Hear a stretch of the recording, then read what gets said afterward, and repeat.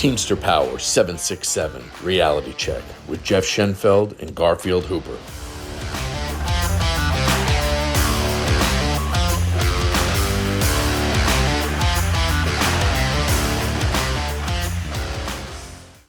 All right, so we're getting right into management's arrogance. The arrogance to think they can do whatever they want. It's a prerequisite to work. It's like they go to an arrogance class. It's like they take them. It's like they got to get qualified to be arrogant in order to work in management for this company. Yeah, but it's and sometimes it absolutely goes too far. Just like situation recently happened to you. Yeah. To the driver. It was fresh last weekend when we recorded, and obviously I was pretty heated about the whole thing. And to be honest, I still am. Because they, let me tell you, they went so far as to discipline this driver for quote unquote insubordination this week, presumably for what happened that day. And then they disciplined me, the steward, for bringing it up multiple times, sending messages in the board. I even posted, we have first, and everybody should see these in their buildings. There's first aid guidelines to what to do about the heat. They should be up in your buildings, or they're like in our building. It's on printed on yellow paper. It says first aid, and it says it's got heat exhaustion, heat stroke, and then something else on there, and it goes through all the symptoms and then what all you have to do. And this driver was complaining of lightheaded and dizziness, which is a symptom of heat exhaustion. And over on the right side is like what to do, and big bold letters on there it says do not return to work that day. And I actually made a copy of this sheet of paper and highlighted the symptoms and what to do, and I scotch taped it to my manager's door. Just to make sure, just to let her know, hey, these are the things you should be following, right? These are the things you're supposed to do. You're supposed to look out for people. Yeah. These are the rules that the union and the company agreed to, and you didn't follow them. But I got disciplined. But that was unprofessional of me, apparently. So I got disciplined for that. Yeah. So the driver, he fell out, went to Care Now, and then the manager instructed him to go back out. Yeah. And again, a lot of discussions this week with a lot of different people, and we know if a manager's going to tell us, you got to go back. Yeah, right, whatever. But here's the thing: also, when you're having heat-related issues, you're not thinking straight either. No. And normal situation. I mean, that's if you got your wits about you, and it's not so crazy. Hey, not even close. And but again, it does. I mean, it plays a huge factor in everything, right? Yeah. Oh, yeah. I mean, and it's so. You said they gave you both discipline, but they gave the driver who fell out discipline, and for what reason? What was they gave him an intent to term for insubordination? For what? And to my knowledge, he's never gotten any other discipline for insubordination. Yeah. But they wanted, I guess they just think, well, once again, going back on the arrogance thing, they think they can do whatever they want. But you refuse to properly and promptly follow instructions of your management team. Refusing to follow management team's instructions is considered insubordination. Insubordination will not be tolerated. Future occurrences result in progressive discipline. You have been previously issued discipline for this unacceptable behavior. Therefore, pursuant to Article 52 of the Southern Region, this letter will serve as an intent to discharge you from UPS. Future infractions will result in more severe disciplinary action up to and including discharge. So that was the insubordinate. I don't. And to be clear, the driver went back out and took stops off of the driver, the other guy. Like he shouldn't have. If it had been me, or if he had contacted me before this happened, I would have told him implicitly, like, no, get in your car and go home. We'll deal with this. We'll deal with this next week. Like, you don't need to be out behind the wheel. But as far as I know, he did what he was told. So I don't know why this was even given. Yeah. But center manager Hannah Garza seems to think that she can just do whatever she wants. Wait, what was the name So again? Hannah Garza. Oh, okay. Yeah, Just I want can to say make it again. Do sure. you want me to spell it? I can do that too. Man, that's up to you. You like to spell it? Yeah, it's the even the thought process for someone in management to even do that.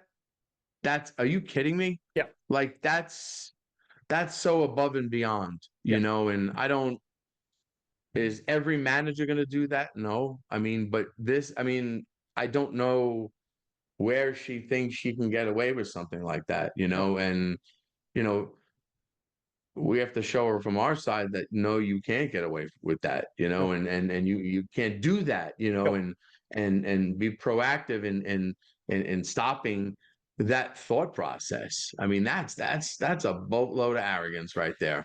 Yeah, So, and I've heard, and like, one of the reasons why we do this podcast is so we can inform people and people know what their rights yep. are. So that when they're Hmm. in situations like this, they can think it's like, oh, well, I have things that I can do. Like Hmm. I have things that have my back. Years ago, one of my friends in my current center, he worked. This was before our building even opened. He and his wife were having or his wife had a kid, and without getting into details, the child ended up not making it, and he was going to work, just like normal, and when it got close, when things started to go badly, he was in work one morning, and his wife called him, and he was trying to leave, and the manager told him, the manager knew about all this. He had been very open and told everybody all this, and the manager told him, if you leave, I'm going to fire you. Wow. And I mean, at that point, that's not even a question. no, You leave, yeah, you know? like I mean, and it's if I had been his steward at the time, or a BA or whatever, I would have given him that advice. I said, you get in your car and you leave. You know about it. You've informed management. This is a life and death situation. You go be with your family. They're not going to fire you for this. That's not how this is going to work. And any steward or business agent worth their salt should have his back on that. good. And and this is any other situation that anybody of you may had. I know, most people that are listening to this have probably been with the company or intend to be with the company for, you know, 20, 30 years. So there's going to be life, there's going to be death that's going to happen in that time, and it's going to be unexpected. And just because you Yeah. don't have option days or vacation time or something like that doesn't mean that you can't go be with your family when that time comes. Yeah. And so long as you're being honest and open, and you're communicating with not only your management team but your stewards and business agents, it should Yeah. not be an issue for you to go and be with your family in those times. And Yeah. like I said, any business agent or steward worth their salt ought to have your back 100% on something like that. Yeah. It's some of the things are just beyond like inhumane. Yeah. But I remember years ago, my dad was sick for years, had heart issues, and he was in a bad way, and up in New York, and I had to fly up, and I got tickets. I had to get a ticket for my wife and myself, and I said, hey, and I'm old, I don't mind. I told my manager right away, obviously, and I said, and I showed him the tickets. I don't have to, hey, look, I got tickets here or there. I'm open. I don't really care. I have nothing to hide. He goes, you paid that much? And I looked at him. I said, I paid that much for my dad. Yeah. I paid that much. I would have paid double that. Yeah. I don't really care. I said, are you kidding me? I told the manager, I said, are you kidding me? I was just like, hmm. And then, but it's expected, management's going to do stuff like that. But, it, are you kidding me? Yep. For my father, what? I pay any monetary amount. It wouldn't matter. But, and that's what, that's what they do. And we need to, expect those things. Like I said, not every manager is going to be that way or whatnot, but they are what they are, but expected from everyone. Yeah. Don't mean they will be, but expected from everyone because Yeah. yeah. I would rather expect it from them and be surprised that I don't get it than the Absolutely. other way No around. question. Because you know what? Even the ones that were like, oh, normally, okay, they could be having a bad day and they go off and they do that. So like I said, you expect it from them. Yep. And, I want to go back to, any, letter, if you're in an office and, with a member and they write the discipline, you look at the paper and there's some things wrong with it. The date's wrong. The names on it are wrong. You notice that. You don't say a damn thing. You Oh, keep quiet yeah. and afterwards you speak with the member, you let them know, hey, this is what happened. These things are wrong. It's not valid. Yeah. It's gonna get thrown out because they have to write the right information, everything on there. And that's the first thing we scan for. We see the discipline, boom, we start looking at it. Hey, we're looking to break down the letter right away, the discipline letter right away for everything. But again, you don't look up, make noises, do anything. You just okay, great. I just noted that there were 3 things wrong with it, and we deal with it. We still hear what they have to say. We go through the normal process, and that's just something for stewards to be aware of. Yeah, and it's a good idea Yeah, too. Like with yeah, warning letters. Warning letters probably one of the most common things most stewards will deal with. yeah. You get a copy and the company gets a copy. Obviously, you sign the company's copy and then RTS it for the members. I don't Yep. care how valid the discipline may or may not be. The member should never be signing it. They should always be RTS. Ever, Um, ever. and then if you're sending in a warning letter, it's like I don't know how it is on all locals, but for us, we have a specific sheet we do for disputes for warning letters. We don't necessarily file a grievance for a warning letter. And I send the disciplinary letters in with the disputes.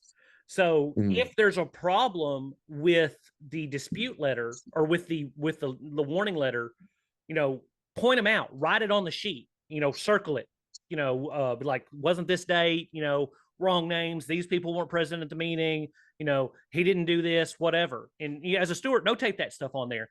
Let the steward, let the member fill out the dispute, put on there whatever he needs to put on there to say, hey, whatever happened, this, that, or the other. And then when those get faxed in, you send in that letter with it with your notations on it that says, hey, so